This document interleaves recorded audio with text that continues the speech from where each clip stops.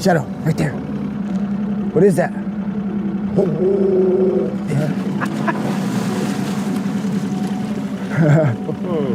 Alex Zero lives rent-free in the Bay Area, one of the priciest housing markets in the country.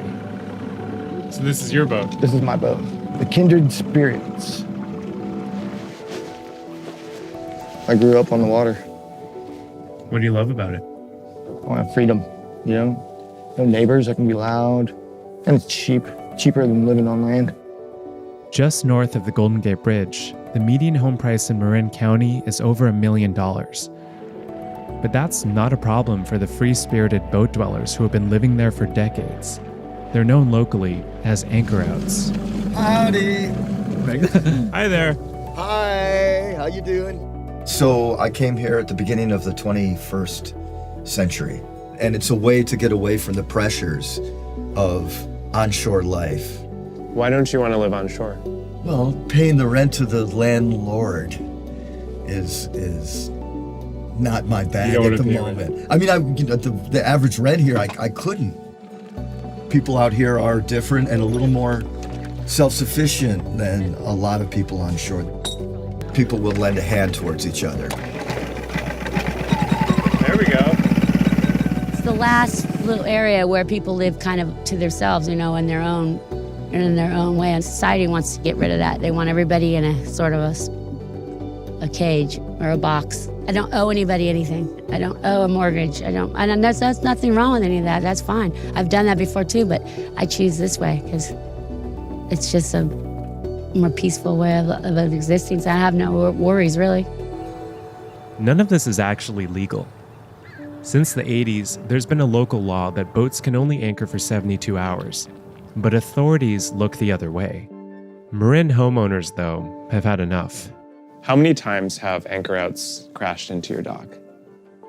Well, the dock or underneath the deck, a minimum of 16 times. 16? Yeah, and that's not uncommon up and down the street. I mean, it happens all the time. You can see over there, the bedroom, that was where it got underneath the house.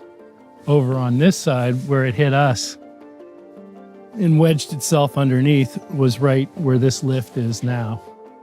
Jim Robertson works in finance and lives in a waterfront home.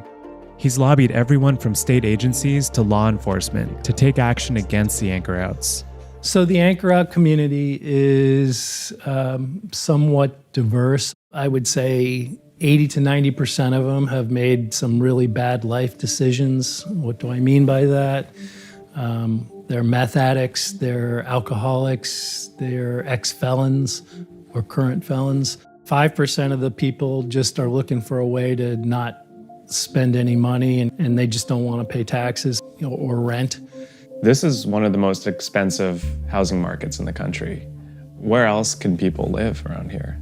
It's a tough question. There's not any buildable land left here, so probably not a lot of homeless shelters or opportunities for people to live here.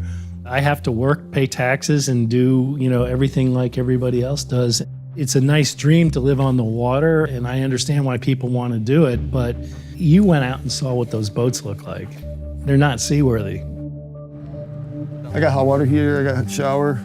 Yeah, there's a stove top right here. You know, if you're not dressed in a polo shirt around here and khakis, you don't fit in. Do you feel judged by the people in this area? A lot. Yeah. Mm-hmm. They just look at us with disgust. I'm a working man, dude. I work on everything. Motors, cars, trucks, my boat. You get dirty. You know, I've had people come up to me at 7-Eleven and hand me money. And I'm like, you know what I mean? Like, like I don't, thank you, but I don't need the money, you know? Work. I work, I got a job, you know? I take care of myself. But now, the anchor-out way of life may be coming to an end.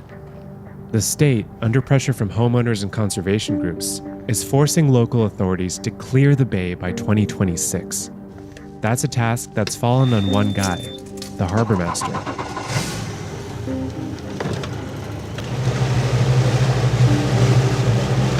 You look at that boat right there, you can see the underbelly of the boat and the mast is tilted to one side.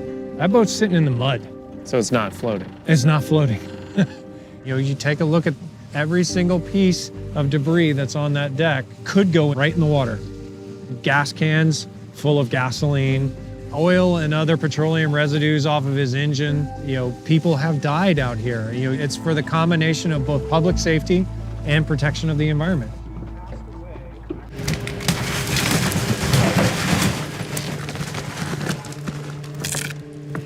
Enforcement is ramping up. The harbor master and his predecessor got rid of more than 100 boats in the last 2 years, many of which were labeled as marine debris and taken to be destroyed. I bought my boat for $27,000 10 years ago. I wanted to live on the water. It was my dream because I worked on boats with my stepdad growing up.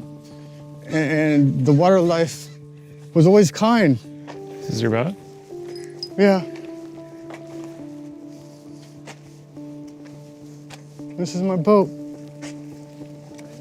I don't even know where to start. I mean, as you can see, my whole life was in here. Tim Logan's boat started to take on water during a recent storm and then was confiscated by the harbor master.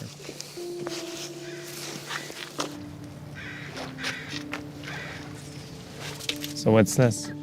This is my grandma's photo album that my uncle had that got passed down because he just recently died. This is my back bedroom, and I loved it because I could look out the back right here. I would see San Francisco skyline. I mean, during the day, it's beautiful. Do you ever feel conflicted with your role in piece by piece sort of taking apart this community? I wouldn't say conflicted, probably a better word is empathetic. I recognize that for many of these people, those boats out there are all they have. That is every single worldly possession that they have is out there on the water. And so in that sense, yes, I feel conflicted. But the bottom line is you're breaking the law.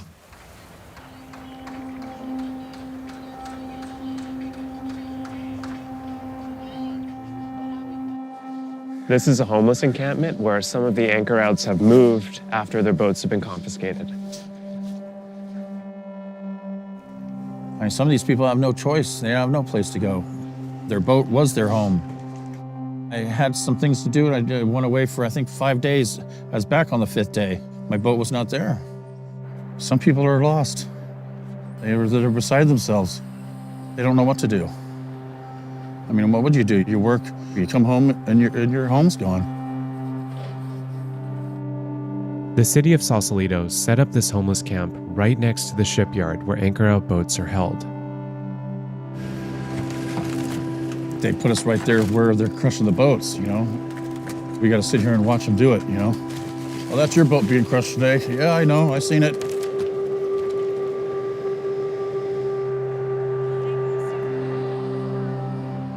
Do you ever feel bad for the people that are losing their homes in all of this? Of course. I totally feel bad. I mean, I don't know if I'd say it's an unfair situation. In capitalism, you're going to have those who want to work hard, those who are smarter, those who are lucky, those that are unlucky. I think that's what you're looking at, only it's on steroids around here. We're eyesores to the rich and the elite out here. There's a lot of money in between these two hills. Either we don't have the degrees or whatever they got to be having their $1 million mansions or whatever. I live just fine. You know what I mean? I like the way I live, and I don't bother nobody. Just go to work, go fishing. That's my life. I mean, I'm not going nowhere. But they'll probably put me in handcuffs, take me to jail or whatever, and while I'm gone, they'll come and grab the boat, and take it over there, and grab it with the claw and crush the bow of it. You talk about it like it's inevitable. It's because it'll happen. That's the way they're gonna do it. I'd have to be probably living in that tent city. It really sucks. There's no compassion around here.